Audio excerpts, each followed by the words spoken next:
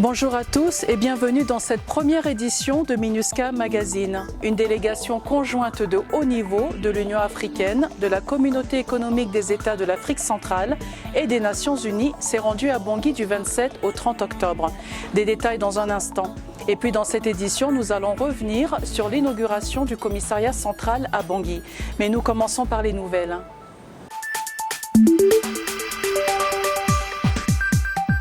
D'anciens membres des groupes d'autodéfense du PK5 et de la communauté du 3e arrondissement de Bangui, ainsi que des représentants des accords de bon voisinage avec le PK5, ont remis symboliquement leurs armes en présence du ministre du Désarmement, Démobilisation, Réinsertion et Rapatriement Maxime Mokom au cours d'une cérémonie de lancement de la 4e phase du programme de réduction de la violence communautaire le 22 octobre 2020 à Bangui. La signature du plan intégré de sécurisation des élections entre le gouvernement centrafricain et la MINUSCA a eu lieu le 2 octobre 2020 à Bangui en présence du Premier ministre Firmin Grebada et du chef de la MINUSCA, Mankeur Ndiaye. Le représentant spécial du secrétaire général des Nations Unies et chef de la MINUSCA, Mankeur Ndiaye, a présenté le 19 octobre 2020 devant le Conseil de sécurité le dernier rapport du secrétaire général des Nations Unies sur la situation en République centrafricaine. Mankeur Ndiaye a souligné l'importance des élections présidentielles et législatives prévues le 27 décembre 2020. L'Autorité nationale des élections a publié le 14 octobre 2020 la liste des électeurs enregistrés dans les 8 arrondissements de Bangui. Les citoyens centrafricains avaient 5 jours à compter de cette date pour consulter cette liste afin de pouvoir rapporter d'éventuelles erreurs. Une délégation conduite par le chef de la MINUSCA, Mankeur Ndiaye, s'est rendue le 13 octobre 2020 au centre de traitement des données électorales en vue de s'informer du travail de l'Autorité nationale des élections dans le cadre de la gestion des informations relatives aux électeurs. Une formation sur la sécurisation des élections au profit des forces de sécurité intérieure a eu lieu le 20 octobre 2020 à l'École nationale de la police centrafricaine avec le soutien de la MINUSCA.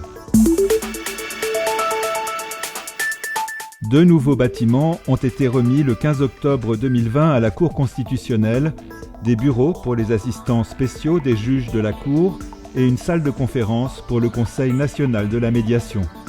Les travaux ont été réalisés dans le cadre des projets à impact rapide de la MINUSCA. À l'occasion du 75e anniversaire des Nations Unies, le 24 octobre 2020, le représentant spécial du secrétaire général de l'ONU et chef de la MINUSCA, Mankeur Ndiaye, s'est exprimé au cours d'une cérémonie à Bangui sur les défis majeurs auxquels est confrontée la République centrafricaine et l'engagement de la MINUSCA auprès des autorités nationales.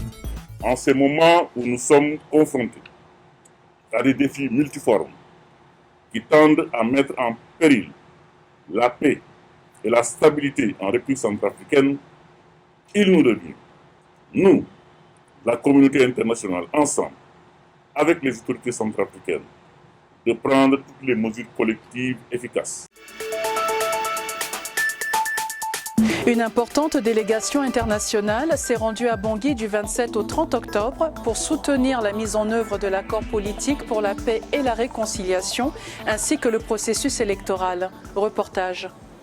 Une délégation conjointe composée du secrétaire général adjoint des Nations Unies aux opérations de paix, M. Jean-Pierre Lacroix, du commissaire à la paix et à la sécurité de l'Union africaine, l'ambassadeur Smaël Chergui, et du président de la Commission de la Communauté économique des États de l'Afrique centrale, l'ambassadeur Gilberto de Piedade Verissimo, s'est rendu en République centrafricaine du 27 au 30 octobre. Au centre de leurs échanges, la mise en œuvre de l'accord politique pour la paix et la réconciliation en République centrafricaine et le processus électoral en cours. Dès son arrivée le 27 octobre, la délégation s'est rendue à la primature où elle a échangé avec les membres du gouvernement centrafricain. Ensemble, avec ses partenaires, nous avons pu décrocher l'accord politique pour la paix et la réconciliation qui a permis de stabiliser une bonne partie du pays. Aujourd'hui, nous allons aux élections. Donc, il était tout à fait normal que nos partenaires avec lesquels nous sommes en train de reconstruire la paix dans le pays reviennent pour constater les efforts qui ont été faits et comment nous sommes en train de nous préparer pour aller aux élections constitutionnelles telles que la loi de notre pays l'exige. La délégation de haut niveau a rencontré les ambassadeurs de la région avant d'être reçue le lendemain au Parlement. Cette fois-ci, nous avons eu à relever un effort gigantesque des parlementaires pour apporter leur touche, c'est-à-dire en adoptant toutes les lois qui étaient prévues dans l'accord de paix ou les lois nécessaires pour l'organisation des élections. Le dernier geste a été de permettre à l'ANE d'avoir un mois supplémentaire pour l'enrôlement des électeurs. La délégation s'est ensuite rendue à l'autorité nationale des élections. Après le succès de l'enregistrement des électeurs, il est essentiel que tous les électeurs qui sont enregistrés puissent participer aux élections, parce que plus la participation sera forte et plus l'élection sera reconnue comme ayant vraiment exprimé la volonté des Centrafricains, mais ce sera aussi un message extrêmement fort à tous ceux qui sont tentés par autre chose que le processus démocratique, tous ceux qui sont tentés par la violence, par le rejet ou de leurs engagements au titre de l'accord de paix.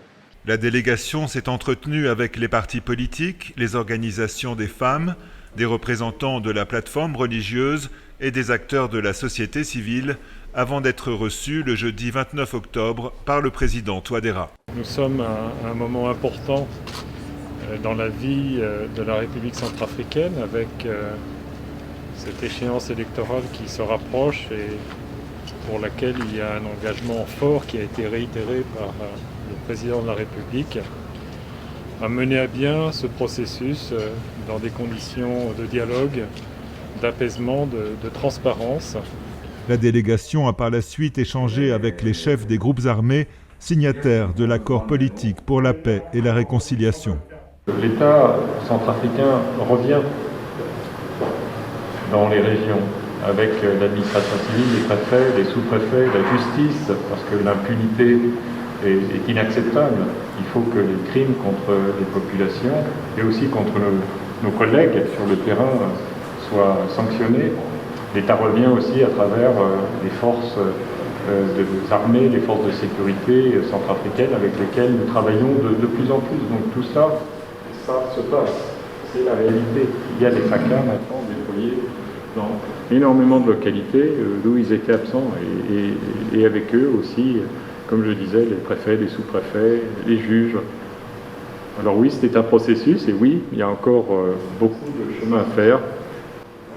Mais comme le disait le commissaire Chiagui, et je m'y associe pleinement, nous partons confiants, conscients des défis, mais aussi confiants. Un commissariat central a été inauguré à Bangui. Reportage.